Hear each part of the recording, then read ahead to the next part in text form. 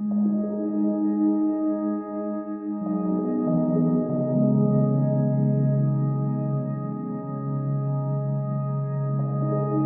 I spent the night at Dante's View, just slept in the truck so I could be here for sunrise. And unfortunately don't have a lot of time because apparently this battery that I grabbed is dead. But just real quickly, I trekked out the opposite way that I did last night for sunset and set up for a panoramic shot. I have my tripod leveled and I'm just aiming it towards Telescope Peak, just trying to get as much of the valley. And about shooting vertical, it'd be about 9 shots total, just sweeping about 30 degrees or so each shot, just sweeping all the way across the valley. I'm already set up. I've taken a couple test shots just to make sure my tripod's level, perfectly level. It's like I'm shooting this one at about a half a second, f13, base ISO, focus to infinity, and I'm about 50 mil. It seems to be giving me a pretty good shot, so a pretty good overview of everything in the valley. Although I'll probably end up cropping a lot of it off. But with panos, the rule is you always shoot more than you need because it's gonna get warped and cut off. So I'm set up, ready to go. I'm just waiting for light, and it looks like it's on the way. I'm just gonna keep shooting through the sunrise. I've got the blue hour going right now with just a little bit of pink in the very peaks of the mountains, which looks really cool.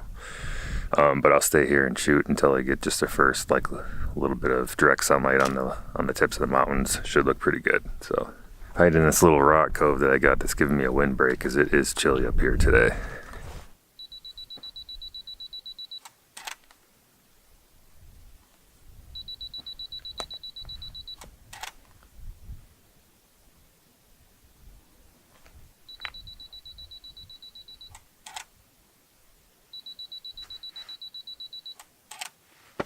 That last shot with the hand just marks it in my memory card, so when I look at it in Lightroom, I'll see that dividing up all the shots that go together. So I know that, you know, everything in between the hand shots, it looks like this, goes into one panoramic shot. So it's just an easy way to try to catalog it later, so you're not looking at just a film strip of all these random images. You don't know which one goes to which.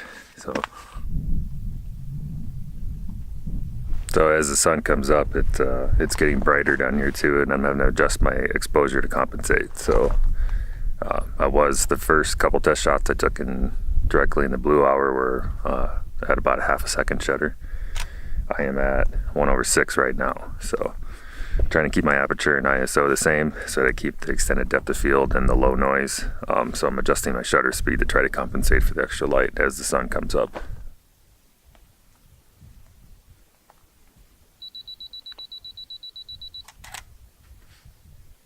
And that right there is where we're going next.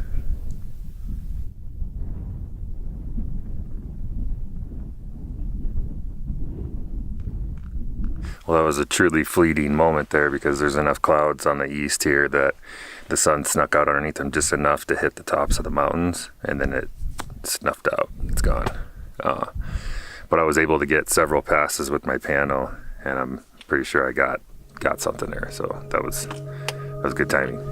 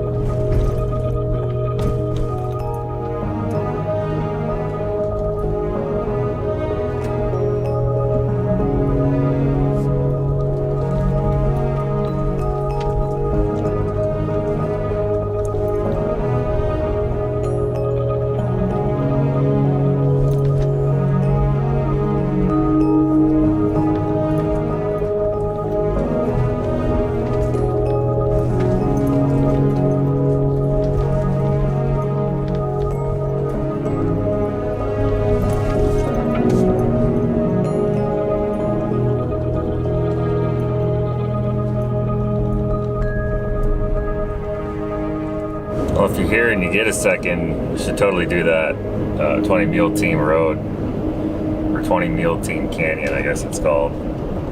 It's real short. It's not rough. I could take my Corolla down that, but it's just twisty, twiny. It's real fun, just for real short kind of detour.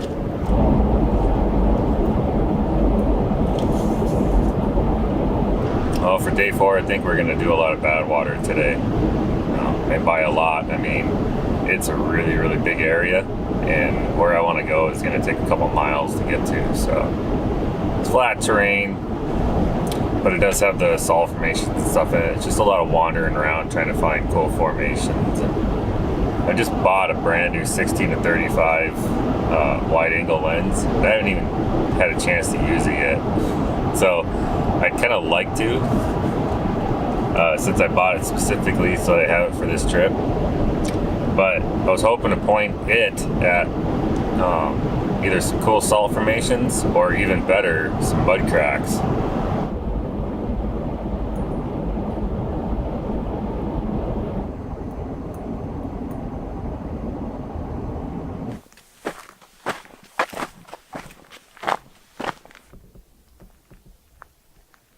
So I drove down to the basin to see what the bad water area looked like. Kind of what I expected. Up from Dante's view, you can see it in the entire valley floor, and out from the salt flats, you can kind of see like some dirt mud areas that look like maybe potentially some mud crack areas. So I stopped just short of the bad water parking area and walked out to check it out. The stuff I saw was just kind of that fluffy, textured mud, crusty stuff. It's not mud, it's just dirt, but it's got like salt formations and crust in it. But it's not the terrain I was going for, unfortunately. I wanted to dedicate a good chunk of the day to bad water too. Although I feel like it's a little early for that right now because I'm definitely not going to shoot in broad sun. Last time I was here, I shot it in the early morning about this time, and I wasn't happy with the shot. It's just harsh light. So I think I'm going to tool around up north, maybe make a couple stops. There's a natural bridge and stuff I want to check out, just touristy stuff. And then maybe we'll go check out the mesquite dunes or something. I'm not quite sure yet. So I think right now I'm back in my truck. I'm going to eat some breakfast first before I do anything. I'm starving. And then we'll figure it out from there.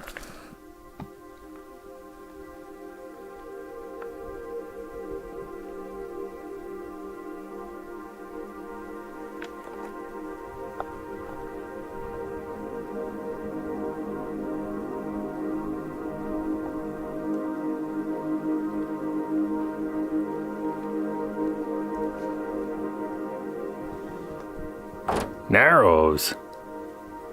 Don't threaten me with a good time.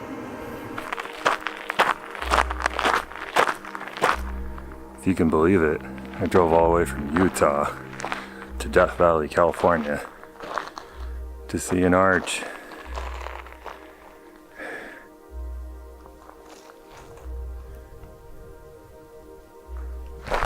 That would be the natural bridge. Just a short little third of a mile hike from the parking area. And it's cool. It's not hot today, but if it was, it's kind of a little slot canyon, so it gives you a really nice bit of shade and a little bit of breeze coming through. So it kind of cools you down a little bit. I'm venturing further up. There's supposed to be a little dry waterfall too.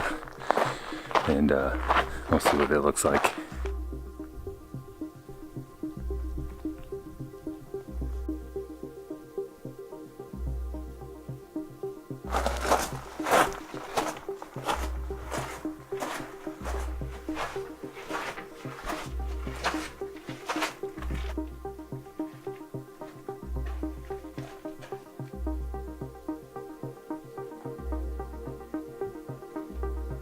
I would absolutely hate to be in here if it was actually raining and flowing. As you can see, just mud ripples. This would not be good. There's some cool mud textures dripping down the wall.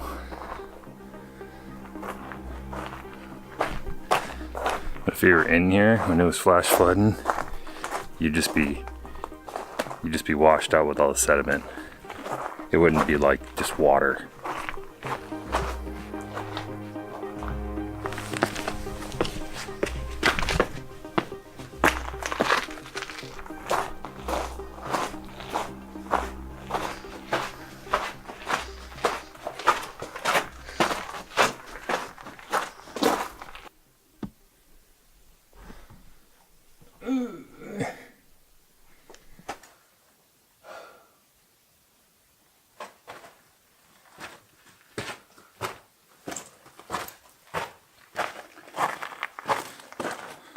That's probably the end of that.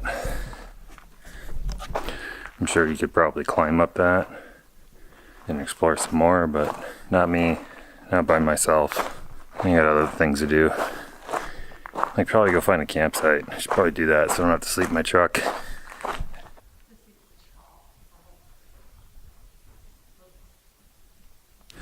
Well, I came out here way out here, just off the road near the basin, just to see if there's anything out here. And from the road it looked like maybe there'd be something of interest out here, but it's just fluffy dirt. There's nothing out here. But it is far out here, and there is nothing. It's just miles of dirt. It's hard to really relay just how just isolated and desolate it is out here. I don't know.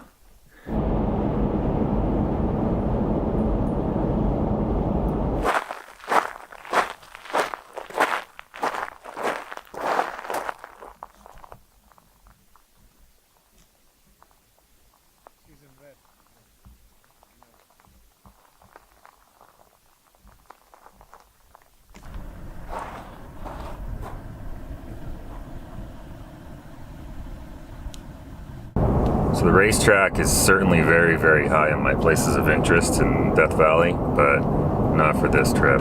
That road that leads to the racetrack is famous for chewing up tires.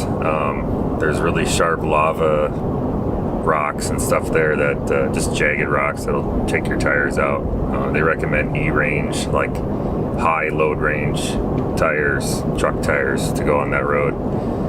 10 ply or better, and unfortunately I'm only at standard on the 4Runner, so I like my tires. I don't really want to shred them, and considering my track record with Death Valley, it's probably better if I don't poke the beast, unless I want to just be sorely disappointed out there. The crater was cool. Ubehbe Crater, however you say that, just big huge hole in the ground. I actually thought it was an impact site, but no, I was wrong. It's, according to plaque, it's actually a volcanic eruption. So,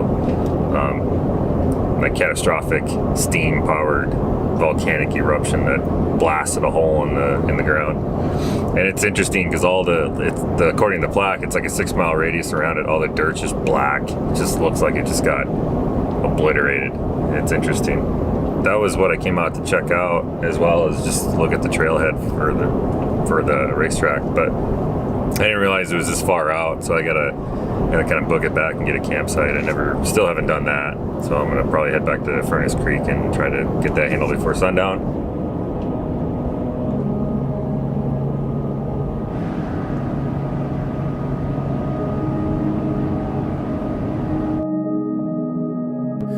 Well, I went to Stovepipe Wells and got some gas, and was totally gonna head back to Furnace Creek and try to get ready for sunset down at Badwater. But I was a little worried about how much time I had left, so I actually called a total audible and went the opposite direction. So now I'm up at the Wild Rose campground on the west side of the park, and there isn't a whole lot of a view here. It's just kind of some hills. So I think I'm going to use the last remaining daylight I've got to head up the road here about 7 miles. There's the Charcoal Kilns.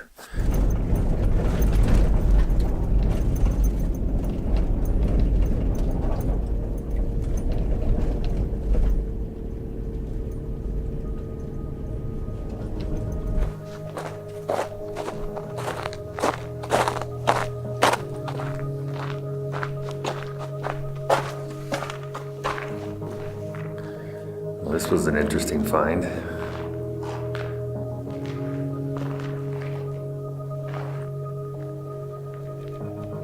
Well, I certainly wasn't expecting to see snow up here, that's for sure. I actually had to put it in 4-wheel just to get up to the parking area, because it's like half melted and turned to slick ice on the top, so that was interesting.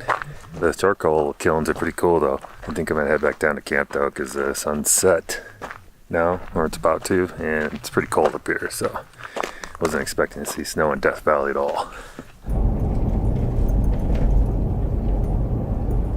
So I did find that the road goes further up past those charcoal kilns and turns into the mahogany flats, I guess. I'm not sure exactly what that is, but apparently there's a hike up there that goes to the top of Telescope Peak.